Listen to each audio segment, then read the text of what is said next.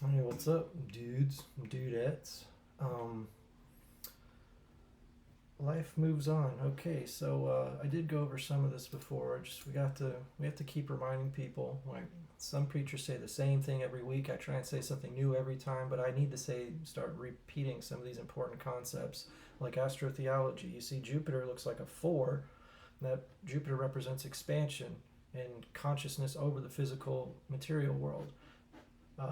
And Saturn is an upside down Jupiter because Satan is ruled by Saturn. The cross is over the crescent. The cross means physical world, and the crescent, the curve, means the spiritual world. So with Jupiter and Jesus, he has spirituality over the physical world, and with Saturn, Satan, he has the material world over the spiritual world. He wants you to be happy now, live for the moment, instead of thinking of your treasures in heaven. See, the cross is the five senses, the curve is the subconscious. So Jupiter has the crescent, subconscious, over the cross, the physical realm. It's optimistic. And Saturn is the opposite.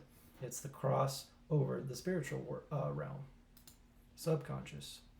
Um, so yeah, Jupiter, Zeus, Jesus, Saturn, Satan. And of course, Saturn's ruled by Capricorn, which is the Baphomet, the transgender, satanic goat figure thingamajig. And even physicists say you might say the hand of God wrote that number 137, and so we all know has to do with the speed of light and how Yahweh's name Yud He Vav He actually looks like pi times 7 divided by 7 to the seventh pi to the seventh power. But we went over that. So all these physicists are like, why is a spiritual number? Well, Hebrew and Christian mysticism goes into 137, and these physicists just don't want to dig there, so they're just going to be running in circles, not realizing it is part of the hand of God. And this is something I discovered a while ago, but I want to remind y'all how crazy it is. Kubrick's Eyes Wide Shut is about MK Ultra. We all know that, and how it's mind control and secret societies run the world. And these weird sex cults everywhere, and you have to do all this weird stuff to get in. But anyway, Kubrick died March 7th, 1999, and so did this guy, Sidney Gottlieb, who was he's known for his involvement with MK Ultra. He died March 7th, 1999. Now you think that's a coincidence? No. More proof is that Kubrick died 666 days before January 1st, 2001. And what's 2001? Kubrick's greatest sci-fi film of all time about AI taking over. So it's just weird how Kubrick dies the same exact day as the MK Ultra creator dies. During the filming of Eyes Wide Shut. Well, he just basically finished it. But anyway, we're gonna go into some of my Bible codes again real quick, cause y'all ain't know nothing. So Shakespeare's in the Bible code right here. Shin, Kuf, Samech, Pe, Yud, Resh, Shakespeare, and then you see Bet, Kuf, Nun, Bacon. It's equidistant. It's not just some random letters. And then you see Bet, Kuf, Nun here. That's a Chuf and that's a Kuf. They both have the K sound. Bacon, Bacon, right? And they make a perfect pyramid. See, the nuns are on the same line. It's a pyramid, and Shakespeare is the core, but Bacon is the creator, the exterior. Okay. And I saw Francis within Shakespeare. See, F or Fe, Resh, Nun, Sin, Sin. Francis. Those look like legs running, right? Like the Running Man, which is what? Aquarius? The Aquarius is the Running Man, and Francis was an Aquarius. Shakespeare was more of a chill, simple Taurus, okay? But you see here, Fe, Resh, Sin, Sin, Nun again. Francis. Those are the arms. Okay, it's an anagram of Francis. It's not an order like this one. But Bacon runs Shakespeare. Shakespeare is the body, Bacon is the arms and legs, actually doing all the work, the grunt work, okay? So, and then we see right here, Freemason. See, Fe, Resh, Mem, Sin, Nun, Freemason, okay? Right at the S for Shakespeare. And of course we have Resh, Sin, Kuf, Resh, Sin, Samech, sorry. Rose Cross. Isn't that cool? Because Bacon's part of the Rosicrucians, the Rosy Cross. They're the ones who wrote the plays. Okay? There's Shakespeare right here, but there's all these codes, okay? So, literally, you see, now I color-coded it. Francis, Bacon is the blue, Shakespeare is green, and then I found William on top, or Will, just right here. Vav, Yud, Lamed, Vav, Mem. The Vav is silent oftentimes, so Willem, Willem. Where you find Shakespeare in the Bible code is exactly where you find Bacon making a pyramid and Francis forming the arms and legs of the body of Shakespeare. Okay, I don't know if I'm going overboard here, but it's all right here. The Bible code's one of the best books ever by Michael Drosnin. Even goes into like 9/11 and stuff. And now we can go into stuff I also found, like the plays. Let's see if I can make this guy bigger.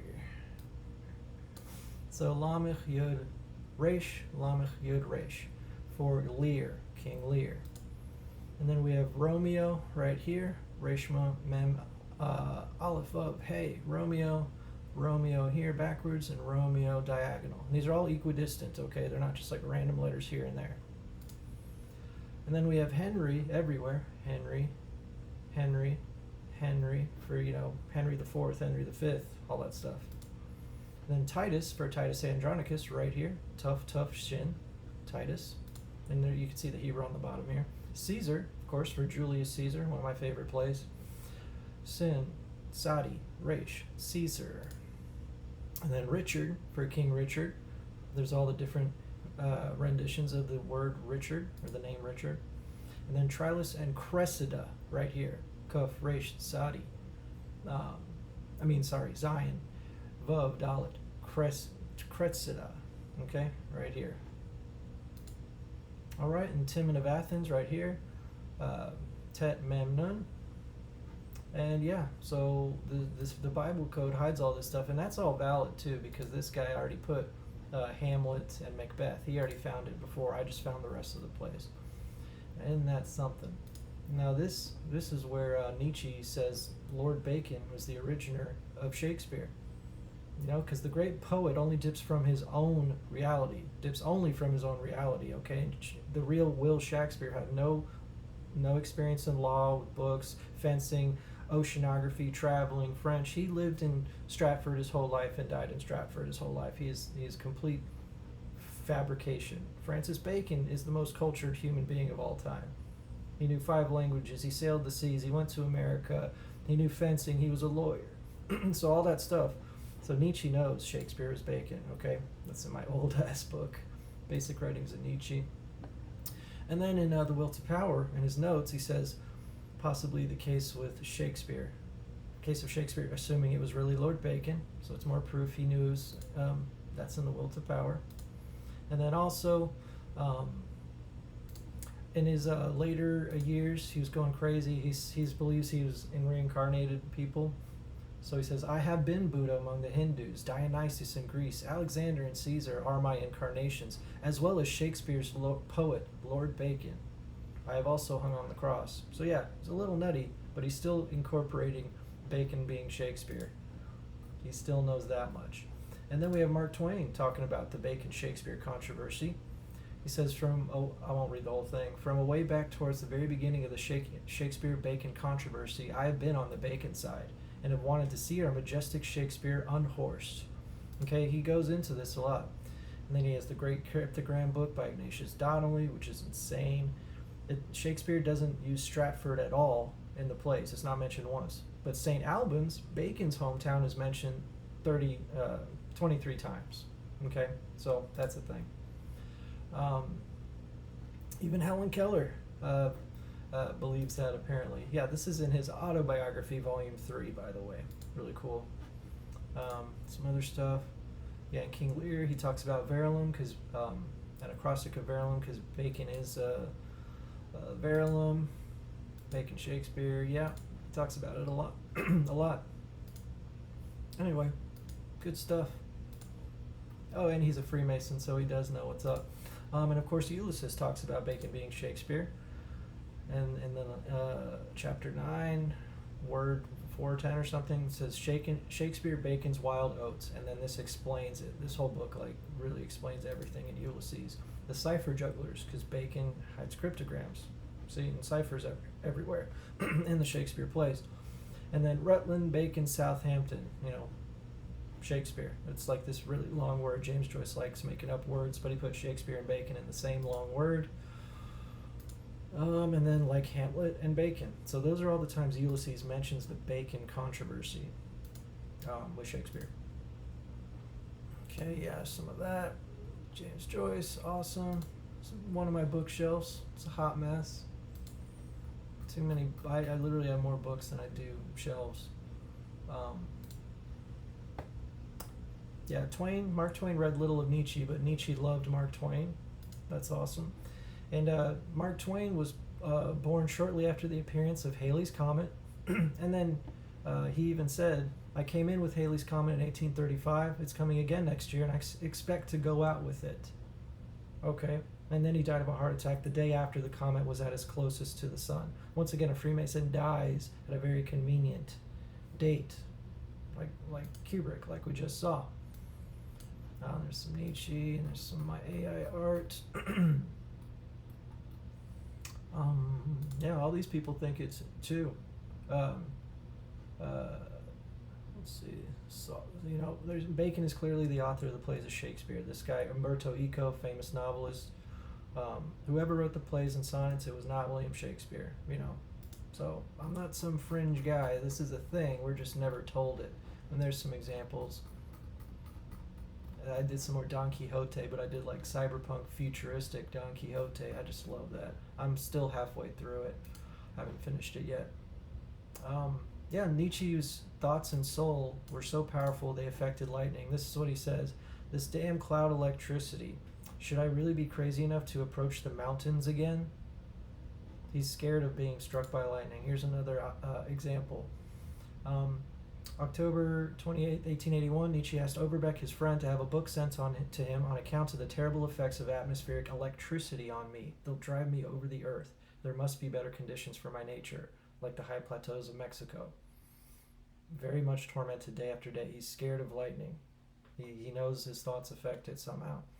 And then November, that same year, Nietzsche writes him again that he got a book on medical meteorology and found it disappointing. Nietzsche says, I should have been at the electricity exhibition in Paris, partly to learn the latest findings, partly as an exhibition. He's saying he is a miracle. He is affecting the electricity, and he's the exhibition because for as one who senses electrical changes and as a so-called weather prophet, I'm a match for the monkeys. And lastly, this is a great book, Conversations with Nietzsche. These people actually knew him and talked to him, and there's this whole book on everyone's actual living experiences with the guy, not just reading his books. He says, as we walk further along the lakeshore, leaving behind us the zone of Zarathustra magic, the mysterious vibrations in Nietzsche's being were also lost. A natural relaxation began, favored by the delightful coolness and purity of the air and the clear summer day, unthreatened on the horizon by any little lightning cloud, which Nietzsche so feared. Okay, a lot of people think Nietzsche is a huge egotistical, a-hole, but this person hangs out with him and said there's not a trace of pathological megalomania, nor even of the quasi-normal boastfulness in the way he spoke about that, neither in the choice of his words nor in the tone of his discourse. Okay, so face to face, he's a nice guy, but when he writes books, he's being dead serious what's going on. And y'all, there's footage of Nietzsche like in the last years of his life, and it's just so fascinating to see him on film. Okay, I think it's so crazy. That's his sister taking care of him, his anti-Semitic Nazi sister who basically ruined Nietzsche's reputation. Yeah, thanks a lot. Anyway, almost done here. Francis Bacon wrote Shakespeare, and I believe he wrote Don Quixote, or at least the Rosicrucians and him. And Shakespeare died 4/23/1616. So did Cervantes, the guy who supposedly wrote Don Quixote. Okay, all these death dates are all intentional. Just like Nietzsche died August 25th, 1900, and Jack Nietzsche, a famous musician, he died August 25th, 2000, 100 years to the day. This is all intentional. It's not just God, it's these Illuminati guys. And of course, Five Religions said 1844 is the return of the Messiah. And what did Nietzsche call himself? The Antichrist. He said, only after me is there hope again. He's turning all this crap that was upside down right back around, a reevaluation of all values. Okay, and then with Tupac, back in 2007, 2008, I figured out, Tupac Shakur, he changed his name to Machiavelli because he loved Machiavelli, the Renaissance character who hung out with Da Vinci. And Machiavelli and Tupac have the same Saturn in Taurus, Mercury Gemini, Uranus Libra, Neptune Scorpio, Pluto Virgo. Okay, 400 years apart, and they have all these outer planets the same. It's not just the sun or the moon. It's like planets that take hundreds of years to go in a circle, and they all happen to align again. And this dude changed his name to Machiavelli. And I'm the only one who said it, the only one who cares, the only one who gives a hoot. There's some other books I read. This is the Northumberland manuscript showing all these similar quotations. It literally says Mr. Francis Bacon Shakespeare on here. Francis Bacon and Shakespeare, the name is written multiple times. And this is kind of a cursive translation of it. It's still kind of hard to read, but a little easier. Yeah, William Shakespeare. And then and Neville, like Henry Neville, Mr. Francis Bacon on top. This is one of the smoking guns for the Baconians, but Stratfordians don't care. They ignore it. They discredit it. In what way, I have no clue. This is a great book. Bacon was a triple Aquarius. This guy goes into it. And Bacon helped with the King James Bible, of course. So his birth chart literally is about his secretiveness, and this is a great book, The View Beyond. It's all these different essays about Bacon. Trippy. Okay, and then some other stuff here. Sorry, I'm rambling, y'all. This is what happens when I have a month off of YouTube. Christian, Jesus was born December 25th. Jesus, what's December? I use the Hebrew calendar. This one pisses everyone off because they cannot negate this.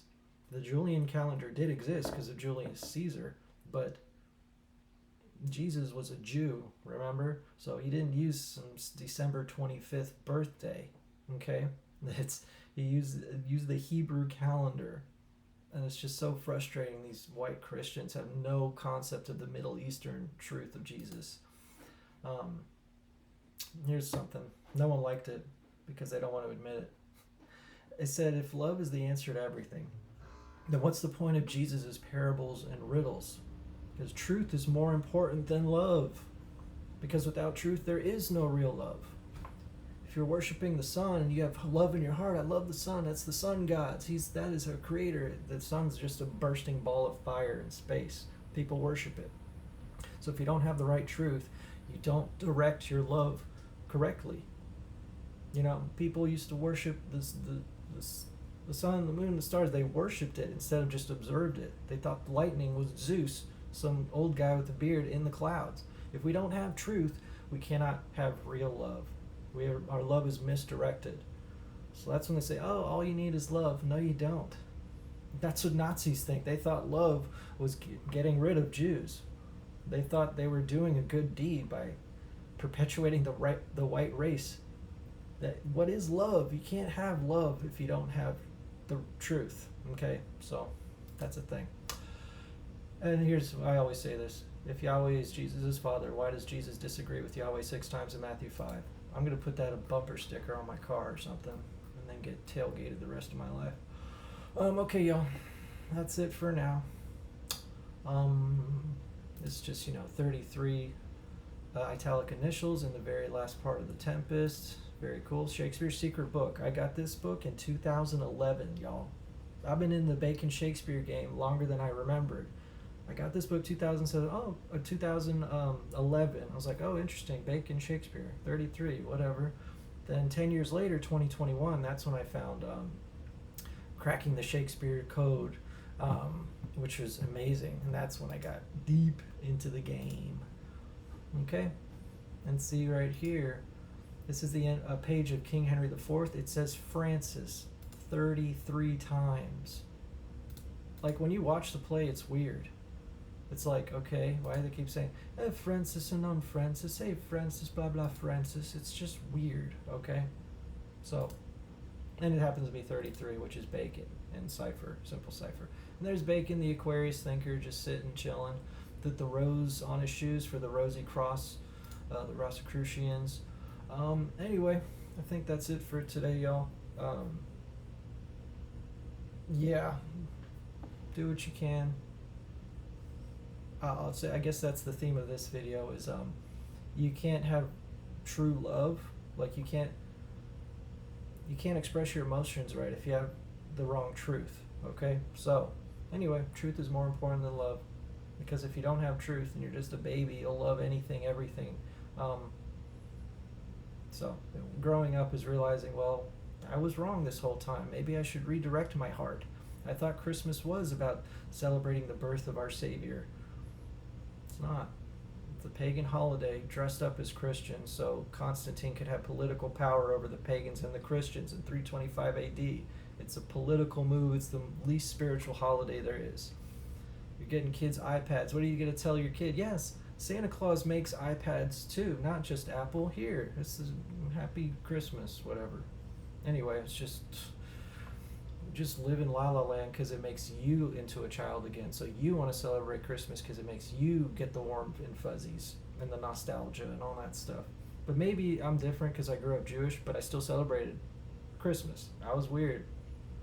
Stepdad was Jewish, mom was whatever, converted to Judaism, and stepmom was Catholic. Whatever. I still celebrated Christmas, even though I had a bar mitzvah in the year 2000. So maybe it's just not as nostalgic to me. So I'm more for truth than nostalgia. But anyway, AI art's pretty cool, by the way. I still digging it. Peace out.